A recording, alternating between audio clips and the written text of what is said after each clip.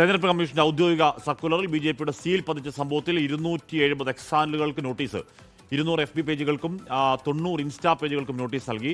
കേരള പോലീസിന്റെ സൈബർ വിഭാഗമാണ് നോട്ടീസ് നൽകിയത്. വിനിത വിജി വിവരങ്ങളുമായി ചേരുന്നു. വിനിത, അതിൽ നേരത്തെ UP-യിലെ ഒരു മാധ്യമപ്രവർത്തകനെതിരെ ആദ്യം നോട്ടീസ് നൽകി തുടങ്ങിയതാണ്, കൂട്ടത്തോടെ നോട്ടീസ് നൽകുകയാണ്. ഇത് ഇലക്ഷൻ കമ്മീഷന്റെ നിർദ്ദേശപ്രകാരമാണോ കേരള പോലീസിന്റെ നടപടി?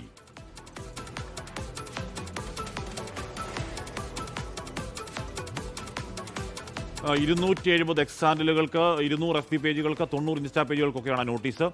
യഥാർത്ഥത്തിൽ അത് CPM-ന്റെ ഒഫീഷ്യൽ എക്സ് ചാനലാണ് അത് ആദ്യം പുറത്തുവിട്ടത്. അപ്പോൾ CPM-നും ആ കൂട്ടത്തിൽ നോട്ടീസ് കേരള പോലീസ് നൽകിയിട്ടുണ്ടോ എന്ന കാര്യം അറിയില്ല.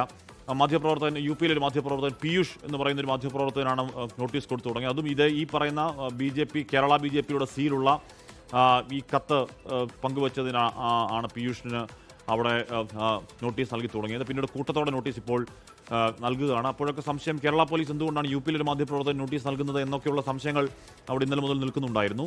അതോടൊപ്പം തന്നെ ഇത് തുടക്കത്തിൽ ഈ വാർത്ത പുറത്തു കൊണ്ടുവരുന്നത് തന്നെ CPM-ന്റെ എക്സ് ചാനലിൽ വന്ന ആ ട്വീറ്റ് ആയിരുന്നു. അതിപ്പോഴും അവിടെ ഇന്നലെ വൈകുന്നേരം വരെ അത് ഉണ്ടായിരുന്നു, നോക്കുമ്പോൾ ഉണ്ടായിരുന്നു. ഇപ്പോഴും മാറിയിട്ടുണ്ടോ എന്നറിയില്ല. മറ്റ് ചില ആളുകൾ കൂടി അത് പങ്കുവച്ചെങ്കിലും അത് അവരുടെ FB പോസ്റ്റിൽ ഇപ്പോൾ അത് കാണാനില്ല. അപ്പോൾ അത് നോട്ടീസ് കിട്ടിയതിൻ്റെ ഭാഗമായിട്ടാണോ എന്ന കാര്യം അറിയില്ല. അപ്പോൾ എന്തായാലും കേരള പോലീസാണ് അതിൽ വളരെ സത്വരമായ ആക്ഷൻ എടുക്കുന്നത്. അത് ഇലക്ഷൻ കമ്മീഷന്റെ നിർദ്ദേശപ്രകാരമാണോ, കേരള പോലീസ് സ്വമേധയാ എടുക്കുന്ന നടപടിയാണോ എന്നുള്ള കാര്യമാണ് അറിയേണ്ടത്.